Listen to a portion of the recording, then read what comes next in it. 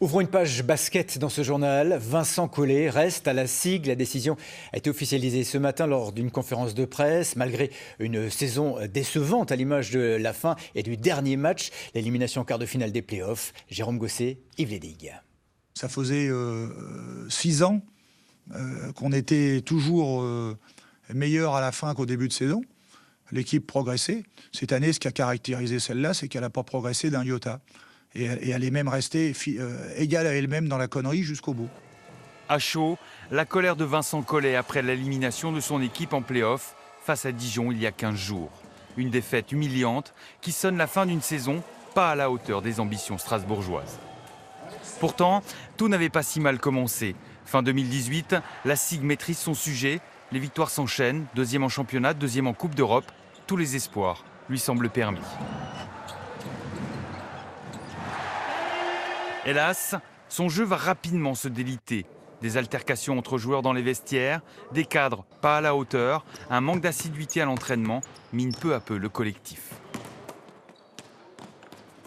Il y a eu ce qu'on a montré en règle générale, une équipe qui manquait de solidarité, qui a souvent montré de la fragilité en étant incapable d'encaisser de grosses défaites, en sombrant à plusieurs reprises. Et ça, on n'y était pas habitué. En février, la victoire en Leaders Cup va mettre un peu de couleur dans cette saison et redonner un nouvel espoir aux supporters de courte durée. La SIG termine 6e de la saison régulière, se qualifie dans la douleur pour les playoffs et chute au premier tour. La saison prochaine, l'effectif sera largement remanié.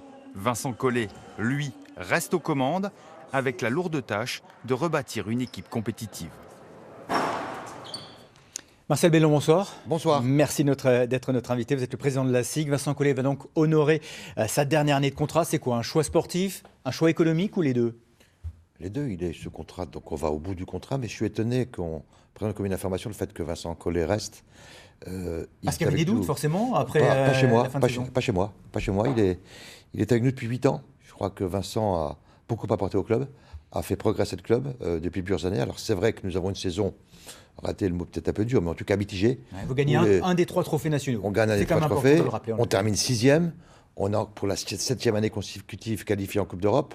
Mais je vous l'accorde, il y a des choses qui n'ont pas bien fonctionné au cours de cette année, notamment la fameuse alchimie qu'il faut trouver entre les joueurs n'a pas été trouvée cette année. Les ajustements qui ont été faits en cours de saison, contrairement à la saison précédente, n'ont pas été bons.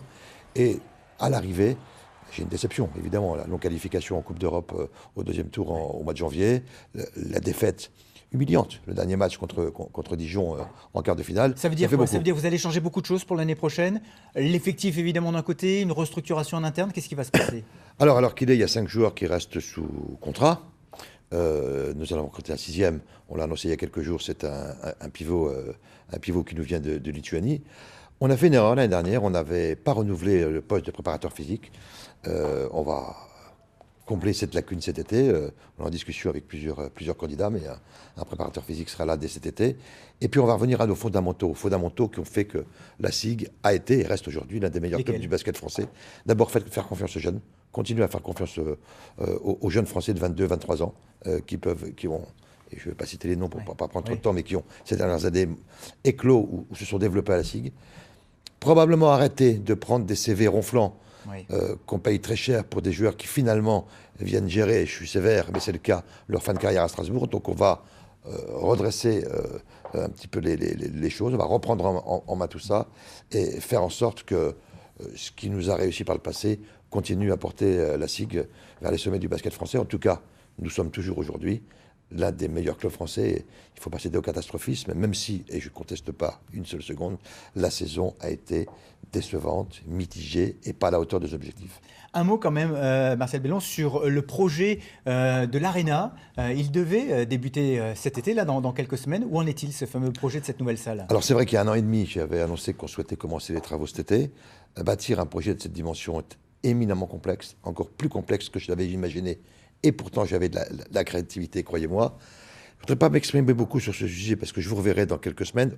En ce moment, les banques sont en train de réunir leur comité des engagements pour prendre leurs décisions sur le dossier. Ça se passe plutôt bien pour le moment. Et les collectivités vont délibérer à la fin du mois de juin et au début du mois de juillet. Ce qui veut dire que le plan de financement sera bouclé dans un mois, à compter d'aujourd'hui. Et à partir de ce moment-là, je m'exprimerai davantage. On se reverra dans un mois. Merci en tout cas Merci. d'avoir été notre invité ce soir.